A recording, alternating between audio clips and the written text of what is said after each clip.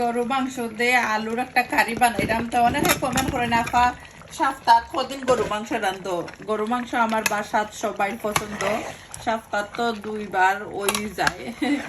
বেরির মাংস, গরু মাংস একটা শেষ হইলে মাংসর কারি আর একটা রান্ধা লাগে। রায়হান আর রিজওয়ান তারা দুইও বাইয়ে মাছ এটা তেমন একটা পছন্দ নাই, রায়হান বড় মাছ হইলে লই। তো মাংসর কারি আসলে একটা ফিনিশ হইলে আর একটা বানানি লাগে, ওইতে চিকেন নাইলে বেরির মাংস নাইলে গরুর মাংস। তো অনেকে কোয়েশ্চেন করেন রেগুলার যারা দেখুন জানতে চাই, অসুবিধা নাই। তো এখানে সুন্দর হইরা বেশাইয়া এখানে 3 কেজি মাংসের উপর হইব। তো বেশাইয়া সুন্দর হইরা নাইস হইরা মিক্স হইরা দিলাম। তো এখানে দেখতে পাররা ফুল রেসিপি দেখতে চাইলে ইউটিউব চ্যানেলও আছে, দেখতে পারবা ফুল রেসিপি আমার ইউটিউব চ্যানেলে আমি সবসময় তৈ। তো পুরা টমেটো, পুরা পেপার, লিটল বিট কাঁচামরিচ দিছি। কাঁচামরিচ দিন যেন নাইস একটা ফ্লেভার আয় কারির মধ্যে। তো যারা সবসময় আমার সুন্দর সুন্দর কমেন্ট করেন, বিগ থ্যাংক ইউ আপনারা রে, মনটা কি দোয়ার ভালোবাসা রইল।